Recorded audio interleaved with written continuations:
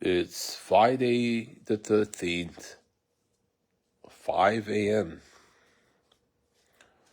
The year is 2026. I'm Zeke Matevosian. My original name given to me by my father Masis and my mom Anahid was Zeke, which is impossible to write in English because we don't have the letter J in the alphabet or the letter K. And then George Georgian, the World War II veteran who my mom met when we first came to this great land in 1980, 81. When I first came, I went to Chatsworth High School. We met George Georgian, World War II veteran, and an officer and a gentleman. He is an honorable person. He used to call me Girair, which is the full, the authentic way to say my name, the origin of my name, Girair. That's how he would say it. George, that house should go to your family, your daughters. It's true, shouldn't go to Anita, and then she's got to lie about it. It should go to you. You gave that house to my mom. It should go back to your family, and the successor to the trust, mom agrees, should be the Armenian Education Fund. The philanthropic work you were doing, putting Armenian students, giving them scholarship, all the people, and that should be looked into, all the people that you helped put through college. You were going to Armenia and helping the villages, the people there who, like the lady had diabetes and couldn't afford medical need. You were helping individuals there, and refer people to weaponized.com, the name of your mom, who you wanted to honor in these videos, your final message to the world. George, I honor your memory and the work that you did, and your mother, and it's on that website, weaponized.com. And it's on mom's YouTube channel.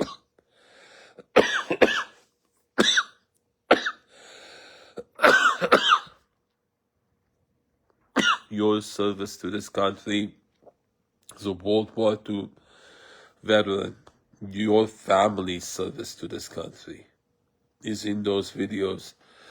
And I am so proud of being involved in those.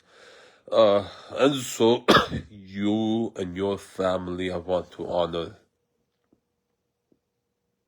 your service, armed forces, what you did, Pierce College, and the stories there.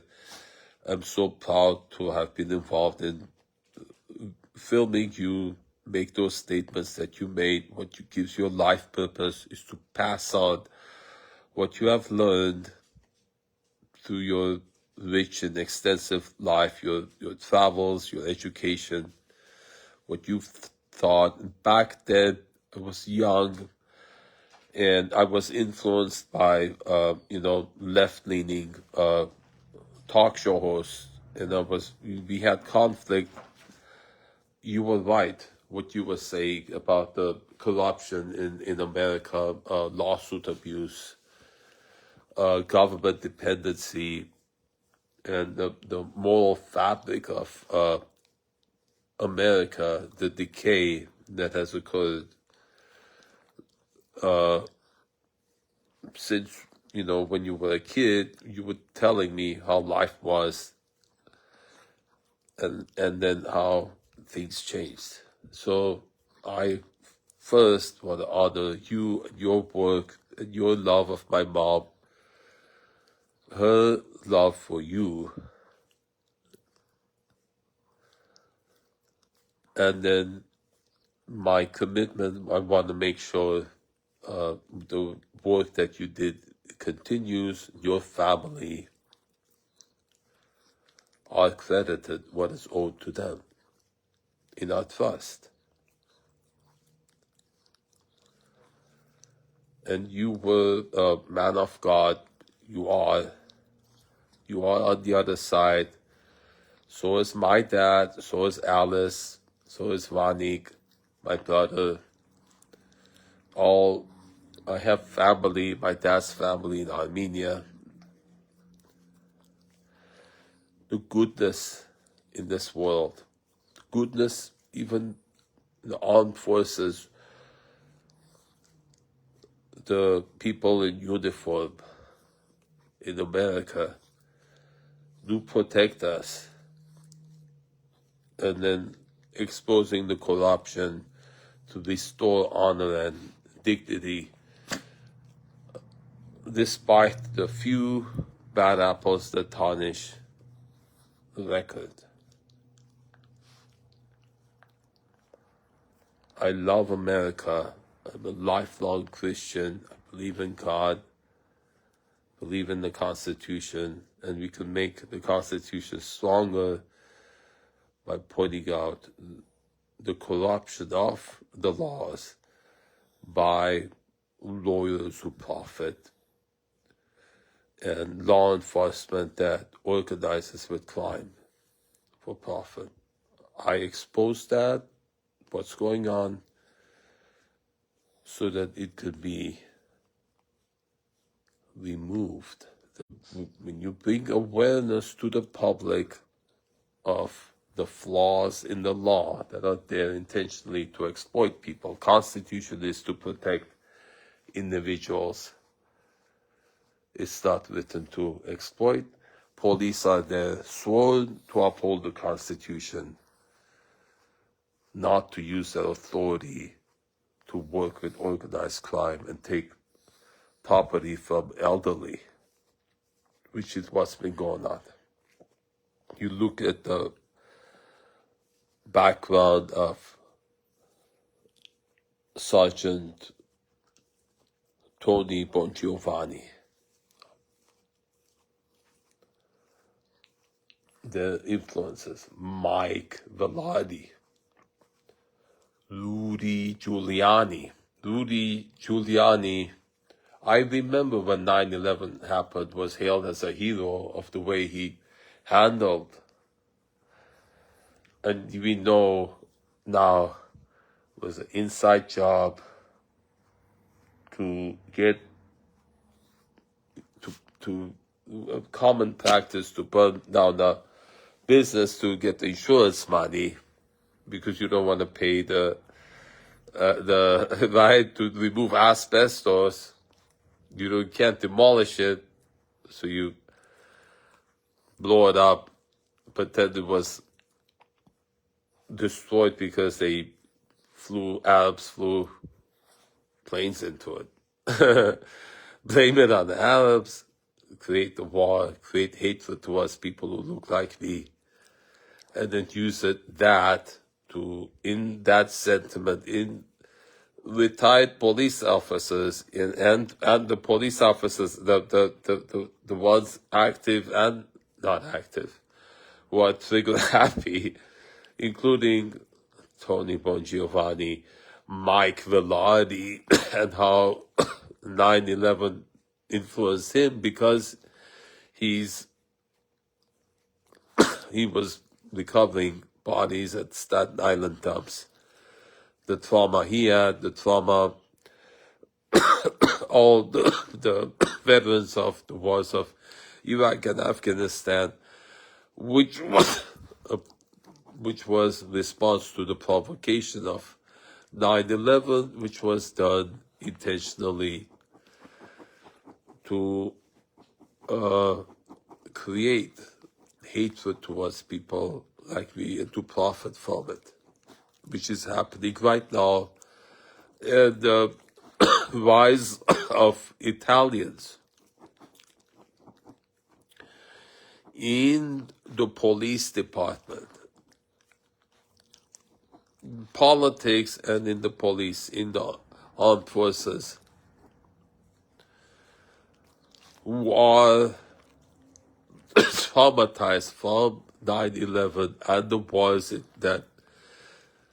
that were born out of it, and their hatred of people who look like me. And how far back the connection between Tony Bongiovanni and Sam Tortillo, the Tortillo family and the Bongiovanni family. Mike Villani, and then Justine Taylor, the squatter, all the houses she's been in, all of the people who've been involved with the Keys gang that the police know well about her gang tag in my room, or my mailbox, down the street, White Oak and Sadikoy, White Oak and Sherman Way, and that Korean grocery store on White Oak and Sherman Way. And then her boyfriend, Javier Primavera. Cape Cod Correctional Facility, and his crimes, the weapons charges, the terrorist threats, third degree, Justine Taylor's crimes, and all the houses, addresses that she's been in, and then Zahir Udin,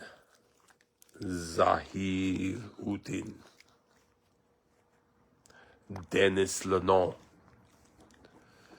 These are the people that need to be looked at, their role. The former targets of Justine Taylor, the houses that she's been in, what happened to them, who owns them now. And then the connection. Justine Taylor contacted me. Did Sam Tortillo's family know Tony Bongiovanni before Justine Taylor moved in? The possibility that Justine Taylor contacting me, targeting me, the connection of the two worlds, right? Tony Bongiovanni and Mike Velarde. So Justine Taylor's boss is Mike Velarde, and so there's the association of criminals with law enforcement.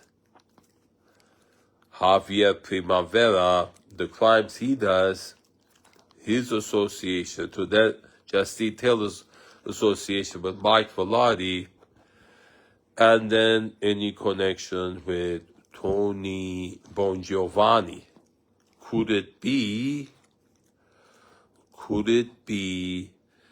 that Tony Bongiovanni arranged for Justine Taylor to answer the ad I posted to have someone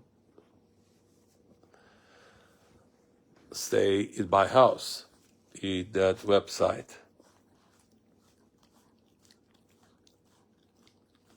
So tomorrow is court day, and I would like to get a straight answer, the truth, from Anita Tortillo, whose dad is Sam Tortillo, who said the most racist, horrible joke about Arabs.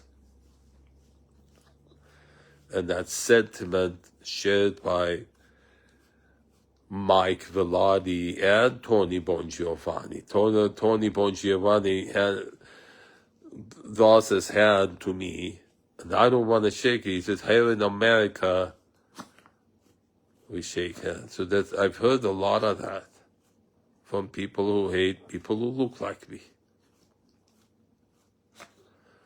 The comment on my YouTube channel, these are our laws.